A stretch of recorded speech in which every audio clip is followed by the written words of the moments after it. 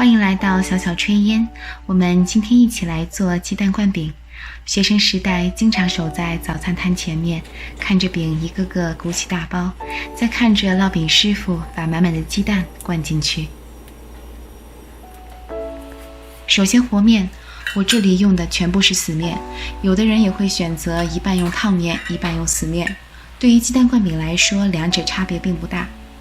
2杯面粉，普通中筋面粉就可以，加1/2茶匙的盐增加筋性，3/4杯的温水，水在不烫手的温度最好，水逐次加入，一边加水一边用筷子搅拌，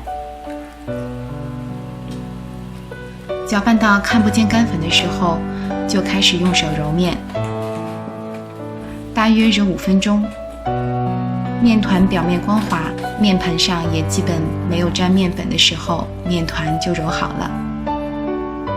盖上盖子，醒面30分钟。等着醒面的时候，我们来做一些油酥。面粉和油1:1的比例，烧到油刚刚冒烟的时候，分2次加到面粉中，用筷子搅成糊状。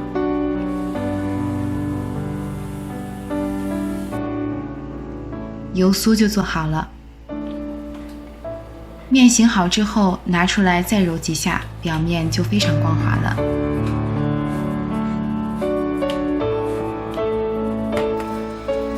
把面团分成4份，先取其中的1份来擀，另外3份盖起来，防止变干。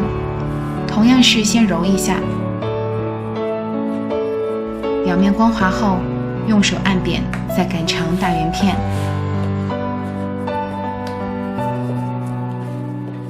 因为我们一会儿包完油酥还要再擀平，这里就不需要擀得太薄，擀到大约5毫米就可以了。擀好的面皮抹上1勺油酥，再用包包子的手法包起来。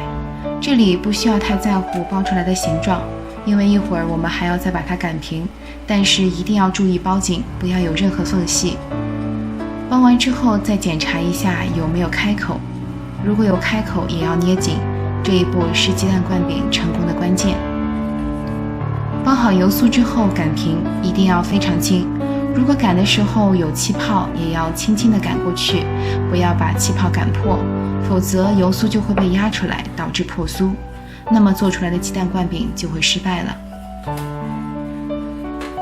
擀好之后可以拿到锅上去烙了，平底锅放一些油，全程中火，饼放进去之后先转一下，让整个饼的底面都沾上油，盖上盖子等2分钟。给饼翻一个面，这个时候已经可以看到饼有一点微微鼓起来了，再盖上盖子等2分钟。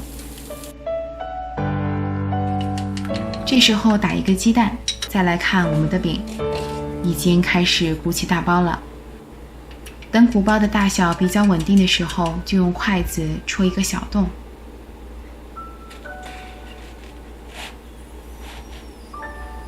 小心翼翼地把鸡蛋液灌进去。灌进去之后，用筷子夹着饼转一下，让鸡蛋液均匀地流到饼内部的各个角落里，再次盖上盖子。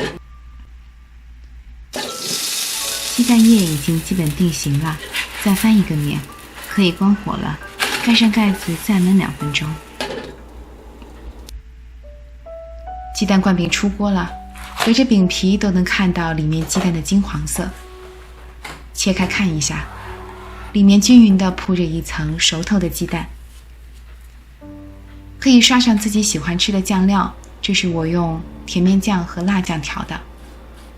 还可以卷上生菜和火腿肠，是不是回忆起了上学的时候在校门口排队等着鸡蛋灌饼出锅的日子了呢？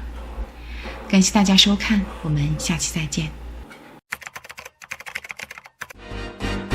喜欢我的视频就马上订阅吧，打开旁边的小铃铛才不会错过精彩内容哦。